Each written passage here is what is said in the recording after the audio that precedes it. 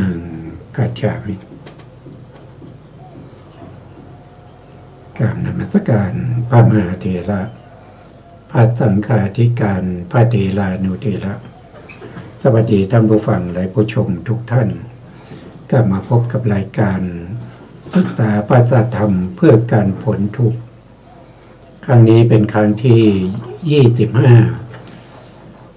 25ในเรื่องของมหาปาฐานสูตร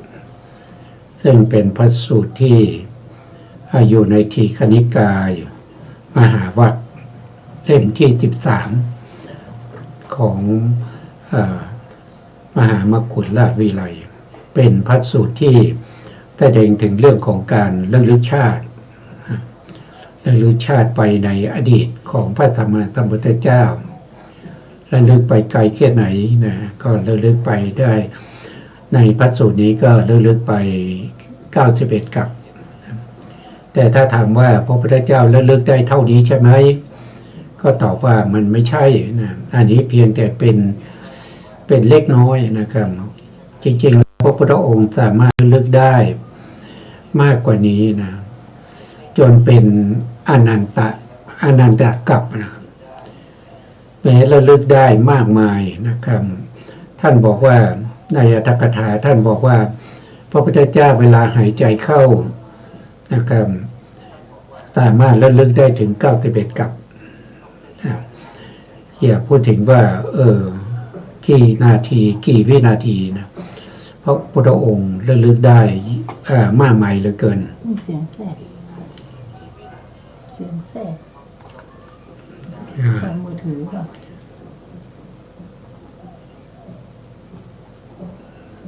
ระลึกได้มากมายนะครับก็ไม่มีอะไรที่จะมาขัดขวางถ้าพระองค์ต้องการรู้สิ่งไหนสิ่งนั้นก็จะปรากฏชัดเจนในพระปัญญาของพระพุทธเจ้าเรื่องนี้ก็เป็นเรื่องที่เกิดจากการสนทนาธรรมของพระภิกษุทั้งหลายนะครับแล้วพระพุทธองค์ก็เสด็จไปในที่ประชุมของพระภิกษุเหล่านั้นแล้วก็พระภิกษุเหล่านั้นได้อาราธนาให้พระพุทธองค์ทรงแสดงเรื่องของการระลึกชาตินะครับก็ส่วนใหญ่ก็จะในพระสูตรนี้ส่วนใหญ่ก็จะพูดถึงพระพุทธเจ้าพระวิปัสสีนะวิปัสสีสัมมาสัมพุทธเจ้าเมื่อ91กับที่แล้วบางคนอาจจะถามว่าแล้วทำไมพระพุทธเจ้าที่ถัดมาคือพระพุทธเจ้าติสะนะพระพุทธเจ้าปุสสะพระพุทธเจ้าสิกขีพระพุทธเจ้าเวสสภูพระพุทธเจ้ากักุสโกนาคามนะกักุสันโธโกนาคามนะกัตตปะไม่พูดถึงเลยก็พูดถึงนะครับพูดถึงนิดเล็กน้อยนะครับเพราะว่า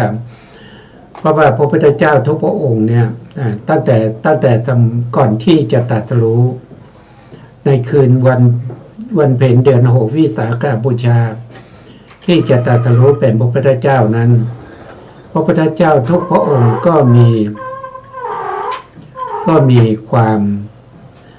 มีสภาพหรือเหตุการณ์ที่มันคล้ายๆกันนะมันคล้ายๆกันเพราะฉะนั้นก็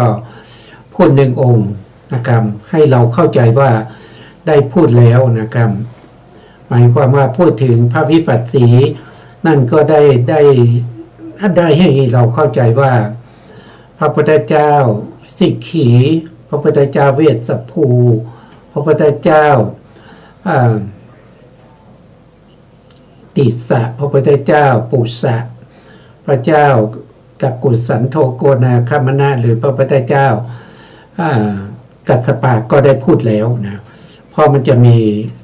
โดยมากแล้วมันจะเหมือนกันนะมันจะเหมือนกันตลอดจนถึงพระพุทธเจ้าของเรานะครับพระเจ้าของเราพระศรีสักยมุนีโคตมะก็จะเหมือนกันนะครับหลังจากที่คืนวันที่จะตรัสรู้นะครับแล้วก็ตั้งแต่จริงๆแล้วก็ต้องพูดตั้งแต่ท่านประสูตินะพระประสูติเป็นภพสุดท้ายมาจะมีลักษณะเหมือนกันนะครับเพราะฉะนั้นก็ พูดหนึ่งองค์ก็ให้เข้าใจว่ามันได้ทั้งหมดเลยนะได้ทั้งหมดเลยนะครับวันนี้เราก็จะพูดถึงในส่วนที่เป็นอัตถกถานะครับเพราะว่าในส่วนที่เป็นพระไตรปิฎกนั้นเราได้ศึกษากันมาจนครบแล้วนะแล้วก็ตอนนี้อาจารย์กันดาท่านเป็นผู้สาธยายในพระไตรปิฎกและอัตถกถานะครับก็พร้อมอยู่ในรายการแล้วนะถ้ายังไงก็เรียนเชิญอาจารย์ท่านได้สาธยายต่อจากครั้งที่แล้วเลยครับเชิญครับอาจารย์ครับบทว่าอัฏฐสาโขความว่าพระราชาพันธุมะได้ทอดพระเนตรเห็นพระกุมารที่นางสนมให้บรรทมบนเครื่องรอง2 ชั้นนำมาเฝ้าบทว่ามหาปุริสัสสะความว่าแห่งบุรุษผู้ยิ่งใหญ่ด้วยสามารถชาติโคตรตระกูล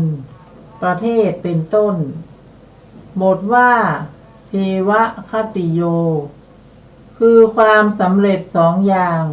ก็ศัพท์ว่าคตินี้ย่อมเป็นไปในคติอันสัตว์ทั้งหลายพึงไปโดยประเภทมีนรกเป็นต้นในบาลีนี้ว่าดูก่อนสารีบุตรคติ5เหล่านี้แลดังนี้ย่อมเป็นไปในอัธยาศัยในบาลีนี้ว่าเราไม่รู้อคติหรืออัธยาศัยของภิกษุทั้งหลายผู้มีศีลมีกัลยาณธรรมเหล่านี้ได้เลยย่อมเป็นไปในที่พึงอาศัยในบาลีนี้ว่าพระนิพพานเป็นที่พึงอาศัยของพระอรหันต์อีกอย่างหนึ่งย่อมเป็นไปในความสำเร็จในบาลีนี้ว่าดูก่อนพรหมเราย่อมรู้ความสำเร็จจุติและอุบัติของท่านเป็นเท้าพระกพรหมผู้มีฤทธิ์มากอย่างนี้พึงทราบคติศัพท์นั้นแม้ในบทนี้ว่าย่อมเป็นไปในความสำเร็จบทว่าอนยยาความว่าชื่อว่าความสำเร็จในคติอื่นย่อมไม่มีบทว่าธัมมิโกความว่าเป็นผู้ประกอบด้วยกุศลธรรม10เว้นการถึงอคติบทว่าธรรมราชานี้ไปเป็นไวยพจน์ของบทก่อนนั้นแลอีกอย่างหนึ่งชื่อว่าเป็นพระธรรมราชาเพราะได้ราชสมบัติโดยธรรมบทว่าจาตุรันโตความว่าความเป็นผู้มีอิสระในผืนแผ่นดินมีมหาสมุทร4เป็นขอบเขตด้วยสามารถสมุทร4มีสมุทรด้านทิศตะวันออกเป็นต้นบทว่าวิชิตาวีคือมีชัยชนะสงครามอธิบายว่าชนบทถึงความเป็นชนบทที่ยั่งยืนมั่นคงเพราะฉะนั้นพระกุมารจึงถึงความเป็นผู้มีพระราชอาณาจักรมั่นคงจริงอยู่เมื่อพระราชาดุร้ายเบียดเบียนโลกด้วยเสียภาษีและลงอาชญาเป็นต้นพวกมนุษย์พากันละทิ้งมัชฌิมชนบทไปอาศัยอยู่ตามภูเขาและฝั่งสมุทรเป็นต้นเลี้ยงชีพอยู่ที่ชายแดนพวกมนุษย์ถูกโจรใจร้ายเบียดเบียนด้วยการปล้นประชาชนจึงพากันละชายแดนไปหาเลี้ยงชีพหน้าท่ามกลางชนบทของมนุษย์ผู้อ่อนโยนชนบทในการปกครองเห็นปานนี้ย่อมไม่ถึงความมั่นคงก็เมื่อพระกุมารนี้เสวยราชสมบัติชนบทของพระองค์จักมั่นคงเหมือนวางแผ่นหินไว้หลังแผ่นดินแล้วล้อมด้วยแผ่นเหล็กพราหมณ์ผู้ทำนายทั้งหลายเมื่อชี้แจงดังนี้จึงกล่าวว่าพระกุมารจึงถึงความเป็นผู้มีพระราชอาณาจักรมั่นคงดังนี้รัตนะในบทประกอบด้วยรัตนะ7นี้โดยอรรถะคือยังความยินดีให้เกิดอีกอย่างหนึ่งค่ะครับผม วันนี้ก็ยังพูดถึงในเรื่องของตอนที่พระโพธิสัตว์วิปัสสีนะครับได้อุบัติขึ้นแล้วในโลกนี้นะแล้วก็หลังจากที่เสด็จเข้าสู่พระนครแล้วพวกทางกำนันทั้งหลายนะครับก็นำเอาพระวิปัสสีเนี่ยไปเข้าเฝ้ากษัตริย์นะซึ่งเป็นพระบิดาเห็นแล้วก็เกิดความยินดีพอใจในรูปร่างหน้าตาหรือที่เราเรียกกันว่าเป็นมหาปุริลักษณะของมหาบุรุษ32ประการมีอนุพยัญชนะอยู่80นะแล้วก็ให้พวกพราหมณ์ทั้งหลายนะครับมาดูแล้วก็มาพยากรณ์มาพยากรณ์พระโพธิสัตว์ก็พยากรณ์ว่าพระโพธิสัตว์เป็นผู้มีบุญจะปกครองเป็นแขวนด้วยราชพิษคุณธรรมทั้งหลายนะครับเว้นจากอาญาทั้งหลายไม่เหมือนกับกษัตริย์อื่นผู้ดุร้ายในการที่จะขูดรีดภาษีหรือว่าในการที่จะใครมาให้ก็จะไปลงโทษลงทันนะแต่พระองค์นี้ประกอบด้วยกุศลธรรม10นะกุศลธรรมเว้นจากอคติก็คือความไม่สม่ำเสมอในจิตใจอคติก็คือมีอคติกับคนนั้นคนนี้นะไม่พอใจด้วยโลภคติโทสะคติโมหคติอะไรพวกนี้นะธรรม10ประการกุศลธรรม10ประการกุศลธรรม10ประการถ้าหมายถึงกุศลของความเป็นมนุษย์นะความเป็นมนุษย์นั้นก็คือเขาเรียกว่ากุศลกรรมบท10นะกุศลกรรมบท10ก็คือได้แก่กายสุจริต3นะกายสุจริต3วจีสุจริต4นะก็เป็น7แล้วก็มีอีก3นั่นคือมโนสุจริตอีก3นะกายสุจริต3ก็คือเว้นจากการฆ่าสัตว์นะประกอบด้วยเมตตาต่อสรรพสัตว์ทั้งหลายเว้นจากการลักทรัพย์เว้นจากการประพฤติผิดในกามนะแล้วก็วจีสุจริตก็คือเว้นจากการกล่าวมุสาคือกล่าวเท็จนะครับกล่าวแต่ความสัตย์ความจริงนะเว้นจากการกล่าวคำสอดเสียดจะกล่าวเฉพาะคำที่สร้างสรรค์สามัคคีนะครับไม่มีการสอดเสียดไม่มีการยุยงให้เขาแตกแยกกันนะแล้วก็ไม่กล่าวคำหยาบคายทั้งหลายนะครับกล่าวแต่คำที่สุภาพเรียบร้อยอ่อนโยนไม่กล่าวคำเพ้อเจ้อไร้สาระนะครับพูดไปให้ตลกหกมาขบขันจะพูดแต่สิ่งที่มีสาระเป็นความจริงฟังแล้วเกิดประโยชน์ได้ประโยชน์ทั้งภพนี้ชาติหน้านะครับแล้วก็ประโยชน์อย่างยิ่งนะครับประโยชน์อย่างยิ่งได้ตอนไหนนะ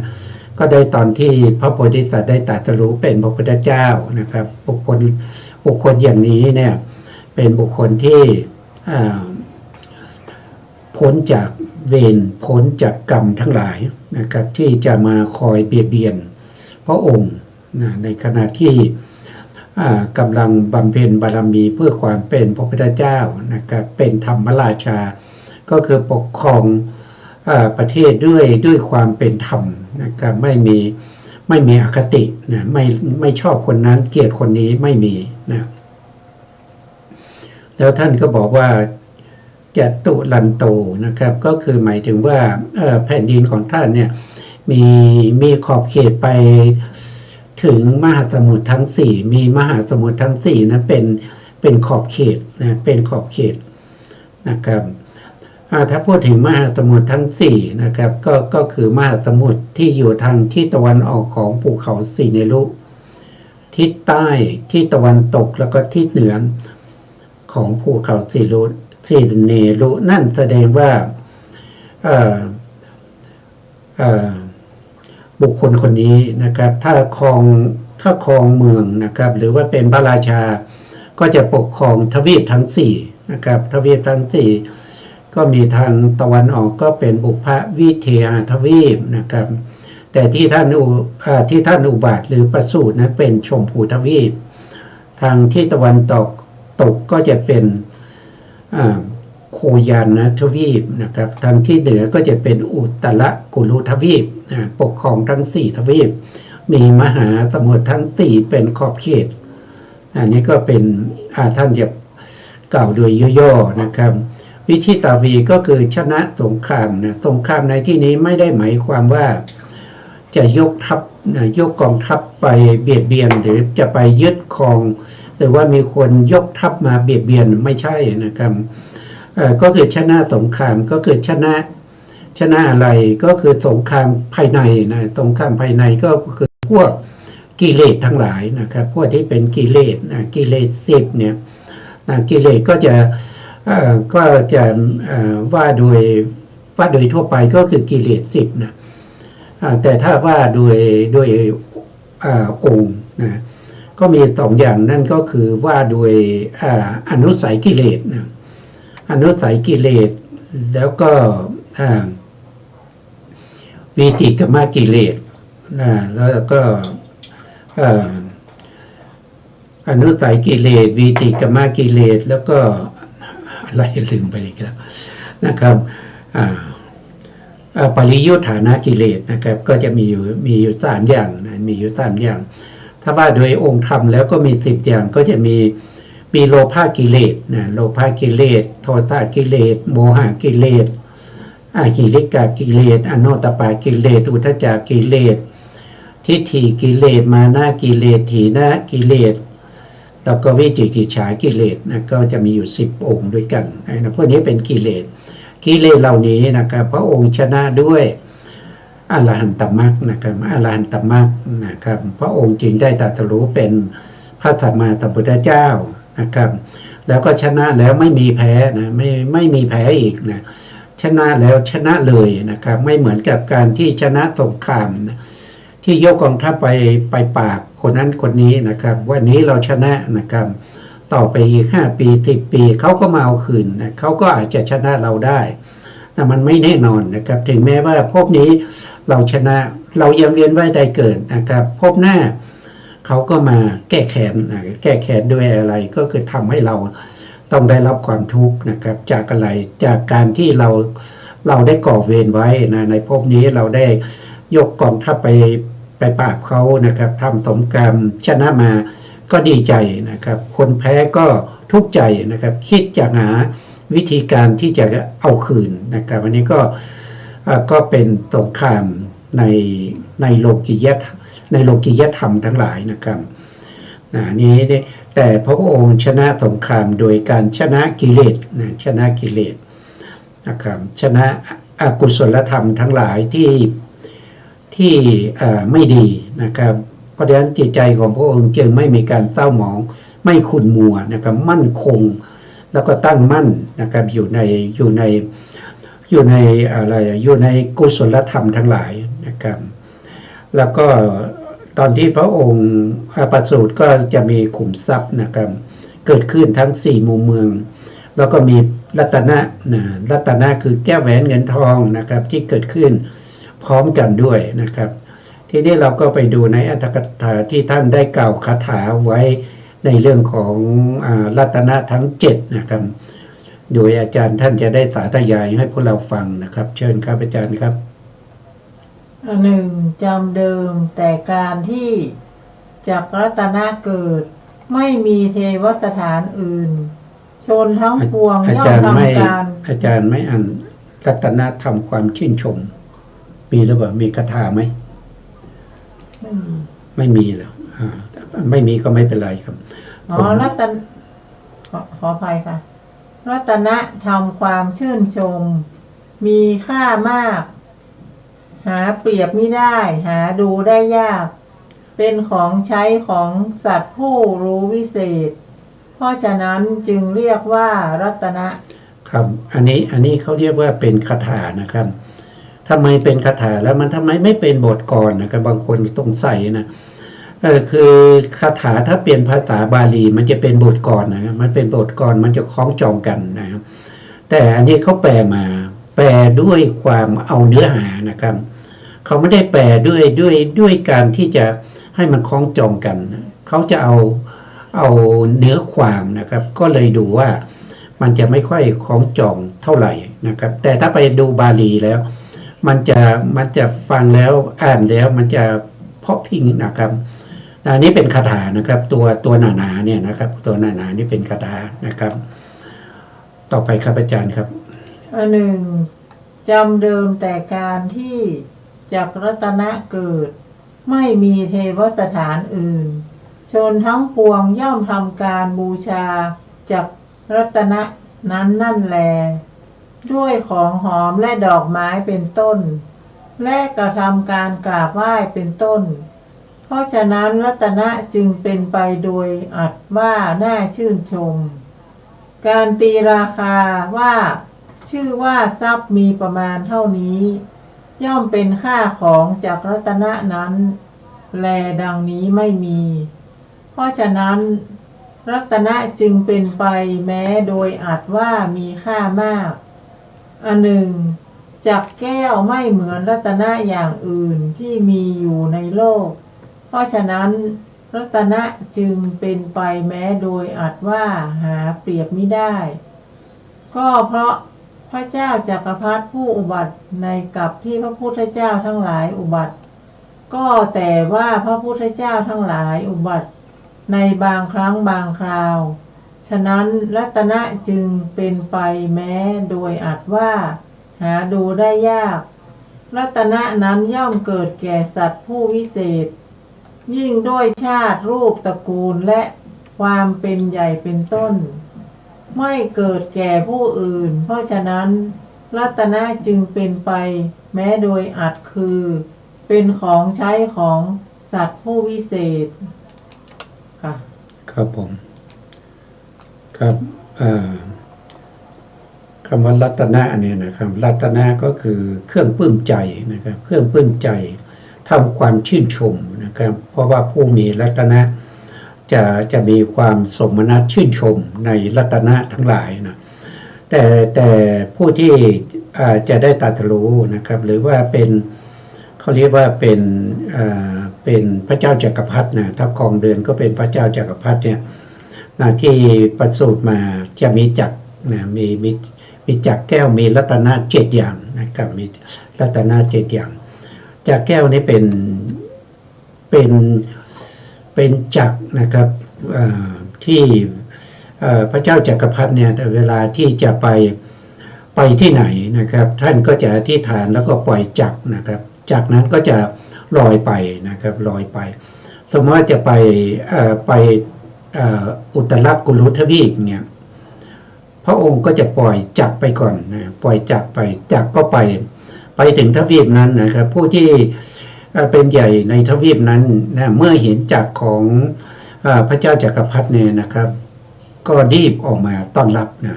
เพราะว่าถึงสู้ก็สู้ไม่ได้นะครับสู้ไม่ได้นะเพราะฉะนั้นผู้ที่เห็นจักรของพระเจ้าจักรพรรดิก็จะออกมาต้อนรับพระเจ้าจักรพรรดินะแต่พระวิปัสสีนะครับหรือว่าบุคคลที่จะเป็นพระพุทธเจ้าเนี่ยท่านไม่ได้ใช้นะท่านไม่ได้ใช้จักรเหล่านี้นะถึงมีก็มีนะครับถึงมีก็มีด้วยบุญบารมีนะครับแต่จักรเหล่านี้นะครับพร้อมทั้งเครื่องรัตนะทั้งหลายเนี่ยจะหายไปนะหายไปตอนไหนนะครับก็หายไปตอนที่พระโพธิสัตว์ออกผนวดนะครับถ้าวันไหนที่พระโพธิสัตว์ที่ประสงค์จะบวชนะแล้วก็โดยมากก็จะออกจากพระราชวังนะครับโดยไม่ได้บอกให้ใครนะครับเพราะว่าถ้าบอกไปแล้วก็จะมีปัญหานะครับพ่อแม่นะกษัตริย์นะ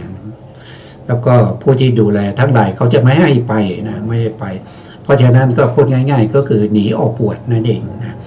พอหนีออกบวชแล้วนะครับจากทั้งหลายนี่ก็จะอนาถานหายไปพร้อมด้วยขุมทรัพย์ทั้งหลายจะหายไปหมดนะครับ นี่เป็นธรรมดาของพระโพธิสัตว์นะครับที่ออกบวชนะที่ออกบวชแต่การออกบวชของพระโพธิสัตว์แต่ละองค์ไม่เหมือนกันนะครับบางองค์ก็จะออกบวชด้วยประสาทนะนึกอยากจะบวชนะครับประสาทนั้นก็จะลอยไปนะประสาทที่พระองค์ประทับนั้นก็จะลอยไปณสถานที่จะปรุงเกศาของพระองค์แล้วก็นุ่งผ้ากาสาวพัสนะครับก็จะไปลงตรงนั้นนะบางองค์ก็มีช้างนะครับบางองค์ก็ไปด้วยช้างนะบางองค์ก็ไปด้วยรถนะครับบางองค์ก็ไปด้วยม้าอย่างพระพุทธเจ้าของเรานะพระเจ้าชายสิทธัตถะนี่ไปด้วยม้านะครับไปด้วยม้านะครับอันนี้ไม่เหมือนกันนะเสด็จออกบวชไม่เหมือนกันแล้วก็เวลาที่บำเพ็ญบารมีนะครับของพระพุทธเจ้าแต่ละองค์ก็ไม่เท่ากันนะอย่างพระเจ้าของเรานะพระพุทธเจ้าศรีสักยะมุนีโคตมะเนี่ยท่านต้องใช้เวลาในการบำเพ็ญบารมีทำทุกกิริยาอยู่ถึง6 ปีกว่าจะได้ตรัสรู้เป็นพระพุทธเจ้านะครับพระวิปัสสีเนี่ยท่านเสด็จออกด้วยประสาทนะท่านนึกจะบวชก็ประสาทก็ลอยไปลงหน้าที่ท่านจะปรงพระเกศาแล้วท่านก็เจริญสมถธรรมนะครับบำเพ็ญบารมีอยู่ถ้าจะไม่ผิดน่าจะ1 หรือ 2 อาทิตย์นะครับท่านก็ได้ตรัสรู้เป็นพระพุทธเจ้าแล้วนะครับไม่ยุ่งยากนะบางท่านก็ประมาณเดือนนะบางองค์ก็ประมาณ3 เดือน 6 เดือนก็ได้ตรัสรู้แล้วนะครับแล้วบางคนอาจจะถามว่าแล้วพระพุทธเจ้าของเราทำไมต้องบำเพ็ญบารมียาวนานถึง6 ปีนะครับก็ตอบได้ว่าพระพุทธเจ้าของเราในสมัยที่เป็นพระโพธิสัตว์ในสมัยที่เกิดเป็นโชติปาละมานพนะครับท่านได้ไปเก่าร้ายพระพุทธเจ้ากัสสปะนะพระพุทธเจ้ากัสสปะนะครับเพื่อนของท่านชวนไปนะครับเพื่อนของท่านนี้เป็นลูกเป็นมานพผู้เป็นบุตรของนายช่างหม้อนะชื่อว่าคติอะไรสักอย่างเนี่ยจำไม่ได้โทษทีนะชื่อว่าคตินะครับก็ไปฟังธรรมจากพระพุทธเจ้าวิปัสสีแล้วก็ได้เป็นโสดาบันนะท่านได้เป็นโสดาบันแล้วท่านก็มีจิตนะครับคิดถึงเพื่อนนะหลังจากเป็นโสดาบันนะก็มาชวนโชติปาละมานพเนี่ยไปเข้าเฝ้าพระพุทธเจ้านะครับโชติปาละมานพนี่ก็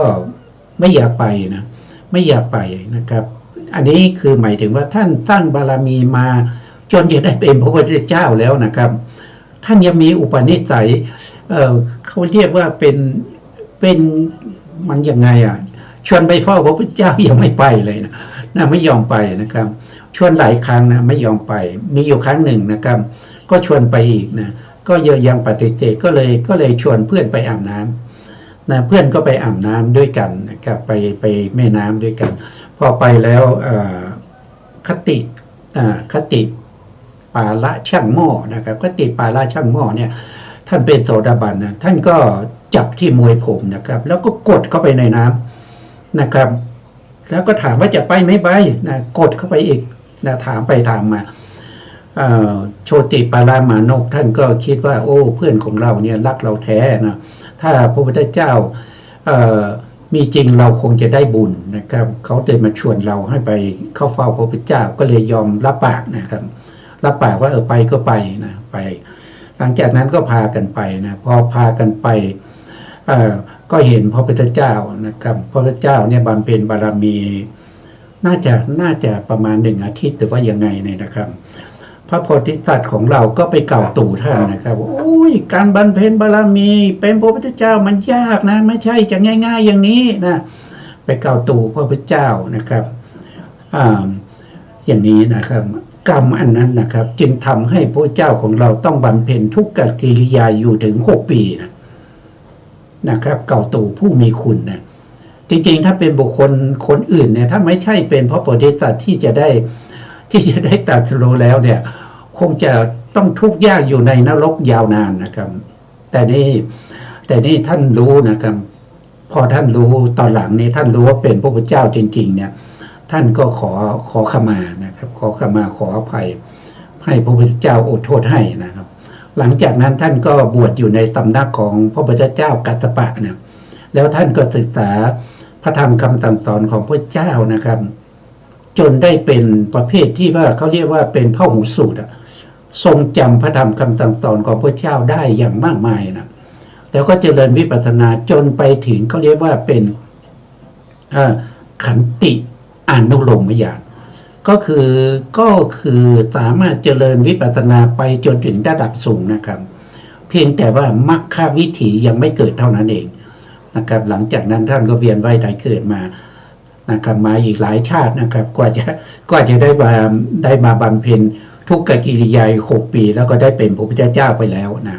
อันนั้นก็เป็นเรื่องที่มีมานะครับมีมาในอะไรก็คือมีมาจริงๆในวัฏสงสารเนี่ยเราไม่แน่นะครับเราเนี่ยทั้งบารมีมาอาจจะมากแล้วนะแต่เราไปเจอคนที่มีคุณธรรมที่ดีกว่าเกิดริษยาขึ้นมาอาจจะไปกล่าวร้ายท่านนะครับมันก็จะมีผลตามมานะครับกล่าวร้ายผู้ที่มีคุณธรรมนะครับก็ระวังนะอันนี้ก็เป็นสิ่งที่เราควรจะพิจารณาเป็นเกร็ดความรู้ที่จะเพิ่มขึ้นมานะครับเรื่องของจักรเนี่ยนะครับจะมีแก่บุคคลที่เกิดมาจะได้เป็นพระเจ้าจักรพรรดินะครับคือบุคคลที่มีมหาปุริลักษณะ32ประการอนุพยัญชนะ80เนี่ยจะเป็นบุคคลที่ถ้าครองเรือนจะได้เป็นพระเจ้าจักรพรรดิถ้าออกบวชจะได้เป็นพระพุทธเจ้านะครับอันนี้เป็นธรรมเป็นที่ท่านทำนายเอาไว้นะครับต่อไปก็เรียนเชิญอาจารย์ท่านได้สาธยายต่อครับเชิญครับอาจารย์ครับ 1. แม้รัตนะที่เหลือก็เหมือนจักแก้วนั่นแลพระมหาบุรุษทรงประกอบด้วยรัตนะ7เหล่านี้โดยความเป็นของสมทบและโดยความเป็นอุปกรณ์แห่งโภคะทั้งปวงเพราะฉะนั้นพระมหาบุรุษจึงชื่อว่าทรงสมบูรณ์ด้วยรัตนะ7บัดนี้เพื่อแสดงรัตนะเหล่านั้นโดยสรุปจึงตรัสว่าตัสสิมานิเป็นต้นในรัตนะเหล่านั้นนี้เป็นอธิบายโดยย่อในบทว่าจักแก้วเป็นต้นจักแก้วย่อมปรากฏสามารถยึดสิริสมบัติของทวีปใหญ่ทั้ง4มีทวีป 2,000 เป็นบริวารได้ช้างแก้วเหาะไปบนเวหาสามารถดิ่งลงสู่แผ่นดินมีสาครเป็นที่สุดก่อนอาหารทีเดียวม้าแก้วก็เป็นเช่นนั้นเหมือนกันเมื่อความมืดประกอบด้วยองค์4แก้วมณีสามารถกำจัดความมืด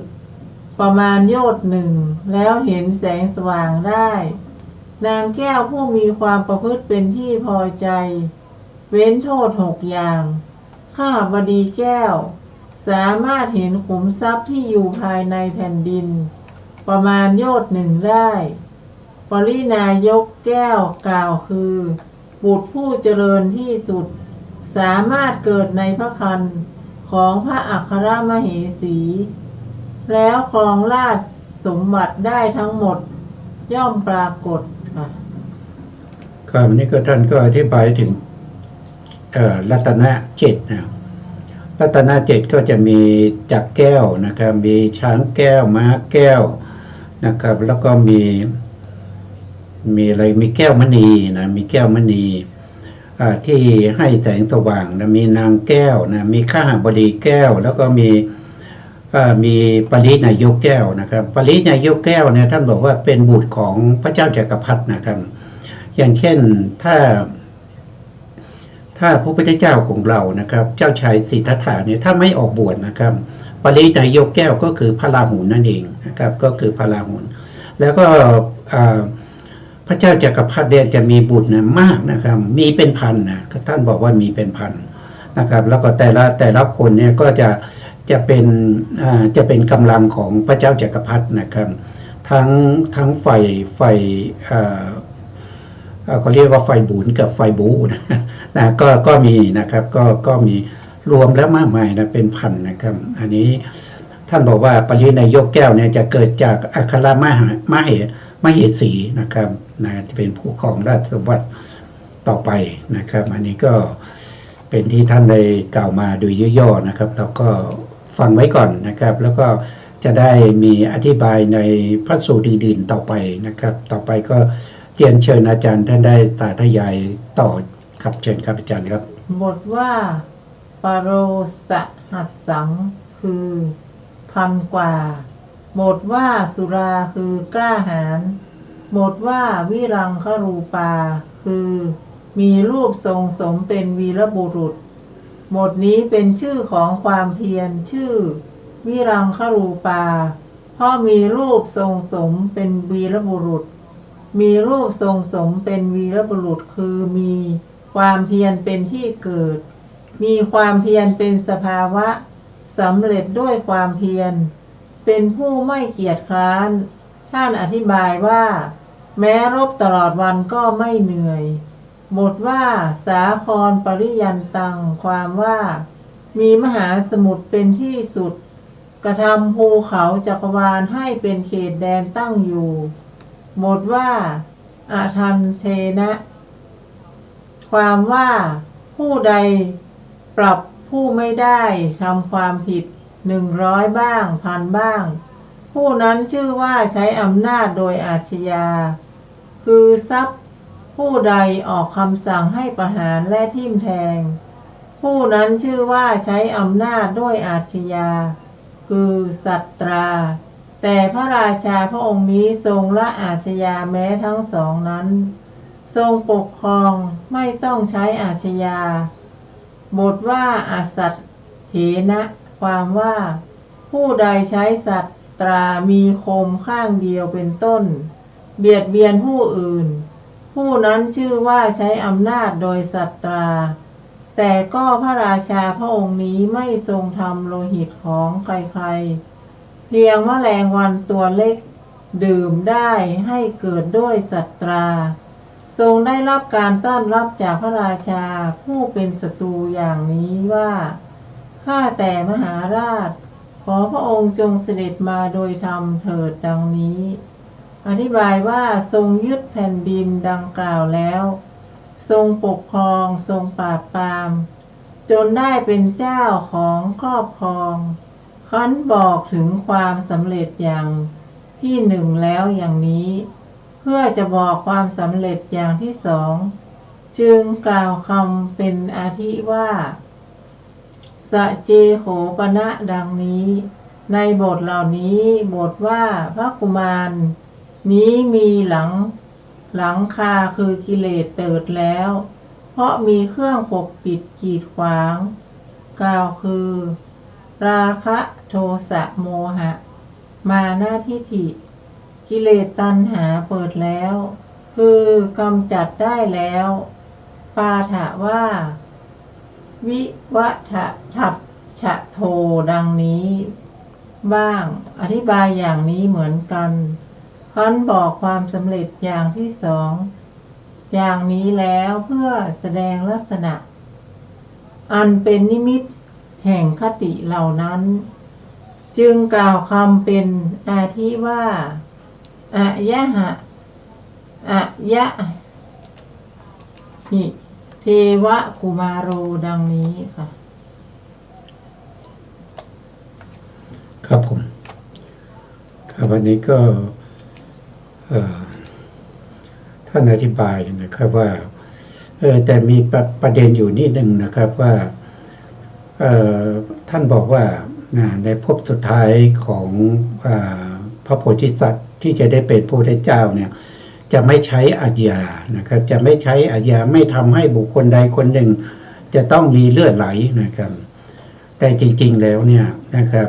ตั้งแต่สร้างบารมีมานะครับหมายถึงเฉพาะบารมีในสี่อสงไขยแสนมหากัปเนี่ยท่านจะไม่ทำให้สัตว์ทั้งหลายเนี่ยต้องเลือดออกนะครับนะสร้างบารมีมาที่ช่วงนี้นี่ไม่ทำให้สัตว์ทั้งหลายนี่ต้องถึงกับเลือดไหลยำออก นะครับเพราะฉะนั้นเนี่ยพอมาในภพสุดท้ายตอนที่เป็นพระพุทธเจ้าแล้ว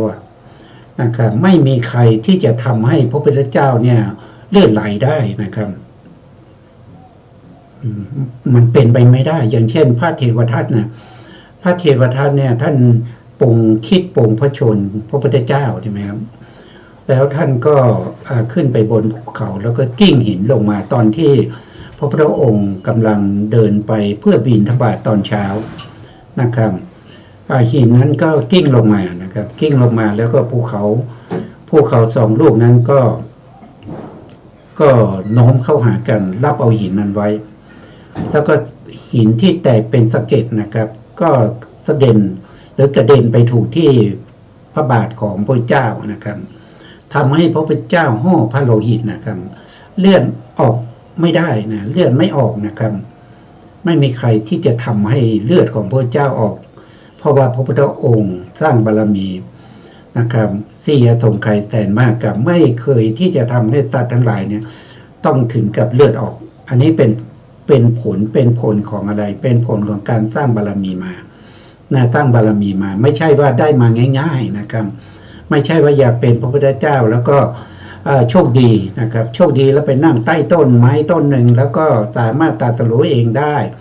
มันไม่ใช่อย่างนั้นนะครับมันไม่ใช่อย่างนั้นอย่าเข้าใจผิดนะอย่าเข้าใจผิดผู้ที่เขาจะตรัสรู้เนี่ยเขารู้นะรู้อะไรก็คือมีปัญญาในการที่จะรู้ในอดีตที่ผ่านมานะครับที่ว่าตัวเองได้สร้างบารมีมานะครับควรที่จะได้ตรัสรู้และอย่างนะครับสามารถที่จะรู้ได้ว่าอันนี้เราตั้งความปรารถนาเป็นพระพุทธเจ้าในใจมาถึง7 อสงไขยแสนมากกับนะครับเราจึงได้เอ่ยวาจาต่อหน้าพระพุทธเจ้านะครับว่าเราถวายทาน7 วัน 7 คืนนี้เราปรารถนาพุทธคุณนะครับเราปรารถนาจะสร้างบารมีเพื่อให้ได้เป็นพระเจ้านะครับเพื่อประโยชน์แก่เวนยสัตว์เพื่อประโยชน์แก่สรรพสัตว์ทั้งหลายนะครับอันนี้เป็นการเอ่ยวาจาครั้งแรกต่อหน้าพระพุทธเจ้าองค์ใดองค์หนึ่งหลังจากนั้นก็ต้องสร้างบารมีมาอีกนะครับสร้างบารมีมาอีกถึง9 อสงไขยนะ9 อสงไขยมหากัปนะครับเมื่อสร้างบารมีมาถึง9 อสงไขยแสนมหากัปแล้วนะครับท่านก็รู้นะท่านก็รู้ว่าครบเวลาแล้วนะครบเวลาแล้วที่จะได้รับพุทธพยากรณ์นะครับที่จะได้รับพุทธพยากรณ์จากพระพุทธเจ้านะครับท่านก็สร้างเหตุสร้างปัจจัยนะครับให้ได้พบกับพระพุทธเจ้าแล้วก็ให้ได้รับพุทธพยากรณ์จากพระพุทธเจ้านะครับหลังจากนั้นก็สร้างบารมีอย่างอุกิจนะครับตั้งแต่ได้รับพุทธพยากรณ์ครั้งแรกนะครับไปจนถึงได้ตรัสรู้เป็นพระเจ้าเนี่ยท่านจะไม่มีการฆ่าสัตว์นะไม่ทำให้สัตว์ทั้งหลายเนี่ยเลือดไหลแล้วก็อีกอย่างหนึ่งนะครับที่ช่วงนี้นะช่วงที่อสงไขยแสนมหากัปเนี่ยท่านจะมีวาจาที่เป็นสัจธรรมนะเป็นสัจเป็นความจริงนะไม่ยุยงให้ใครแตกแยกกันนะครับไม่กล่าวคำหยาบคายไม่กล่าวคำเพ้อเจ้อคือไม่กล่าววจีทุจริตนะเพราะฉะนั้นในสมัยที่ได้เป็นพระพุทธเจ้าแล้วนะครับ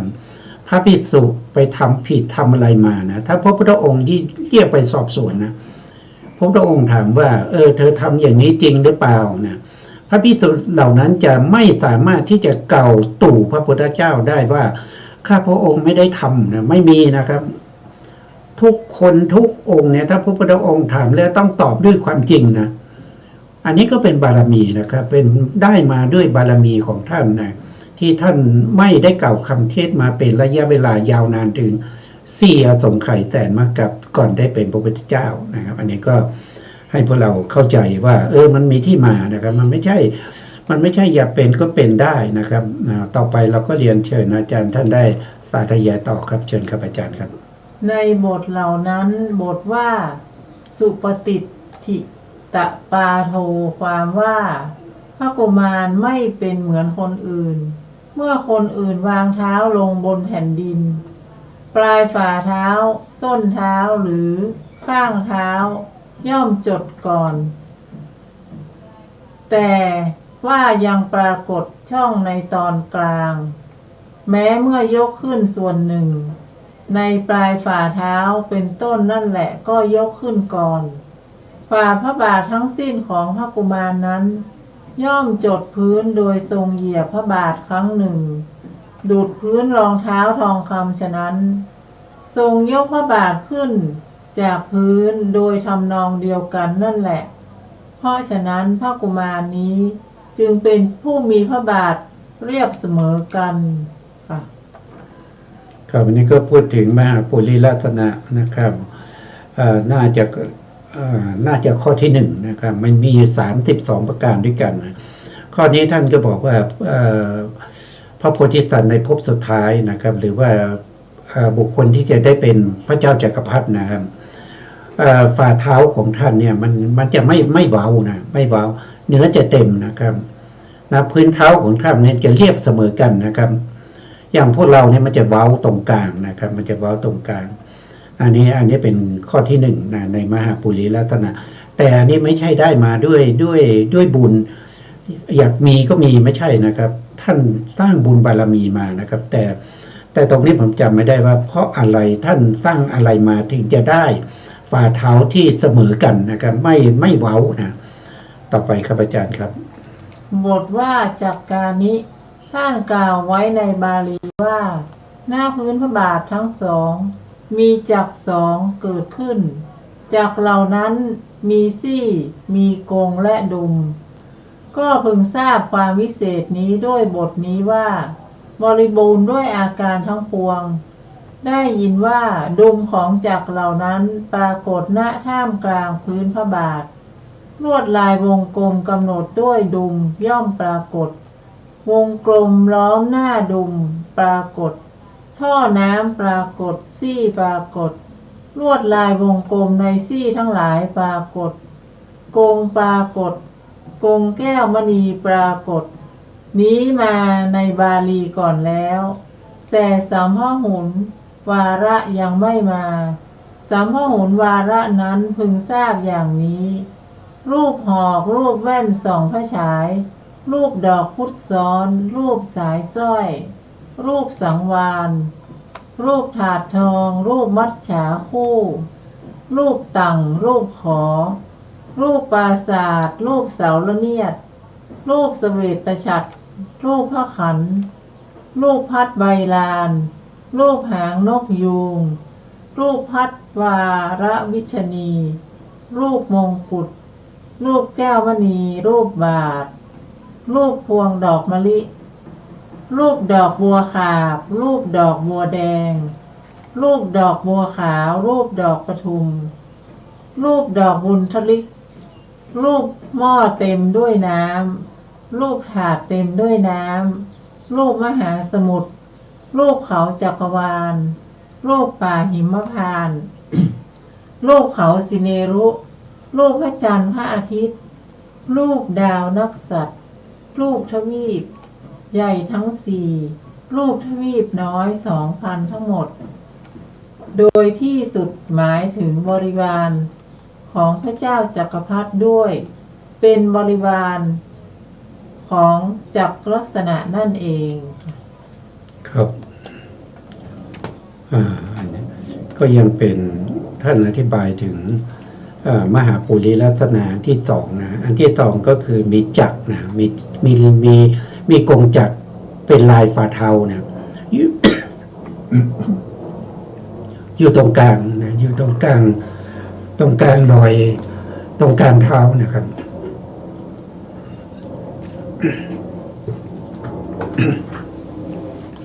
แล้วท่านก็อธิบายถึงนอก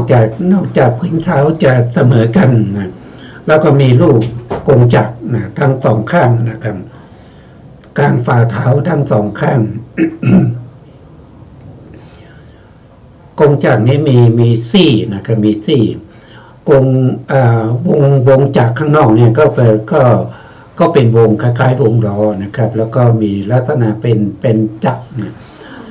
แล้วก็จากนั้นก็จะมีซี่นะครับมีซี่จาก วงนะครับมาสุดมเนี่ยเป็นพันนะข้างละประมาณ 1,000 นะครับ แล้วก็มีดุมนะอันนี้ก็เป็นอะไรเป็นรูปกงจักรแล้วก็มีรูปอะไรต่างๆนะครับอยู่ที่ฝ่าเท้านะครับอันนี้แหละที่พวกพราหมณ์เนี่ยพวกพราหมณ์ทั้งหลายมาเห็นนะครับมาเห็นอย่างเช่นพระโพธิสัตว์สีทถาของเราเนี่ยฤาษีที่เป็นอาจารย์ของพระเจ้าสุโธทนะนะครับที่ชื่อว่ากาวินละดาบทเนี่ยมาเห็นแล้วตกใจมากนะครับตกใจมากถึงกับร้องไห้นะครับถึงกับร้องไห้แล้วก็ร้องไห้เสร็จแล้วก็หัวเราะนะหัวเราะเสร็จก็ร้องไห้นะครับทำไมร้องไห้คือพระเจ้าสุโธทนะถามว่าพระกุมารจะเป็นอะไรหรือท่านจึงมาร้องไห้ท่านก็บอกว่าที่เราร้องไห้เพราะว่าเราอายุจะไม่ถึงพระกุมารจะได้ตรัสรู้เป็นพระพุทธเจ้านะเรามีบุญน้อยเราจะไม่ได้เห็นพระโพธิสัตว์ได้เป็นพระพุทธเจ้าเราจะตายไปก่อนเราจึงเสียใจจึงร้องไห้ แล้วทำไมท่านจึงหัวเราะนะท่านก็บอกว่าการที่หัวเราะดีใจเนี่ยก็เพราะว่าการที่พระพุทธเจ้าอุบัติเนี่ยมันไม่ใช่เรื่องง่ายนะครับไม่ใช่ว่าจะมีพระพุทธเจ้าทุกกลับไปนะครับนานๆจะมีพระเจ้าองค์หนึ่งบางทีก็เป็นอันนั้นเขาเรียกว่าเป็นอาสงไขยกลับนะกลับนี้เป็นมหากลับนะยังไม่มีพระพุทธเจ้าเลยดีใจเพราะมีพระพุทธเจ้าจึงหัวเราะนะครับจึงดีใจนะครับอันนี้ก็ด้วยการเห็นมหาปุริลัตนาของพระโพธิสัตว์นะครับผู้ที่จะได้ตรัสรู้เป็นพระพุทธเจ้านะครับเลยประมาณ3 นาทีครับอาจารย์จะสาธยายต่อเล็กน้อยนะครับเชิญครับอาจารย์ครับหมดว่าอายตนะปันหิความว่ามีส้นพระบาทยาวคือมีส้นพระบาทบริบูรณ์อธิบายว่าส้นพระบาทของพระมหาบุรุษไม่เป็นเหมือนปลายเท้าของคนอื่นที่ยาวลำแข้งตั้งอยู่สุดส้นเท้าเป็นเหมือนตัดส้นเท้าตั้งอยู่ฉะนั้นแต่ของพระมหาบุรุษพระบาทมี4 ส่วนปลายพระบาทมี2 ส่วนลำพระชงตั้งอยู่ในส่วนที่3ส้นพระบาทในส่วนที่4เป็นเช่นกับลูกคลีหนังทำด้วยผ้ากำพลสีแดงดุดม้วนด้วยปลายเข็มแล้วตั้งไว้ค่ะครับผมก็วันนี้ก็พูดถึ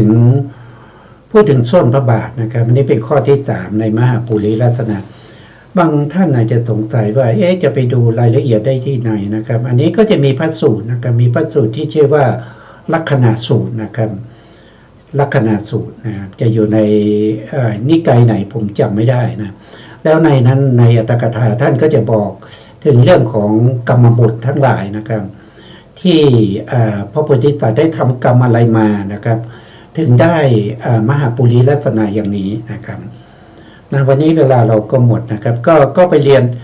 ยนท่านผู้ฟังว่าถ้าสนใจก็ไปดูในลักขณาสูตรนะครับลักขณาสูตรจะอยู่ในนิกายไหนผมจำไม่ได้ครั้งหน้าจะมาบอกให้ครับวันนี้ก็เวลาเราก็หมดแล้วนะครับอาจารย์มีอะไรจะอาจารย์ก็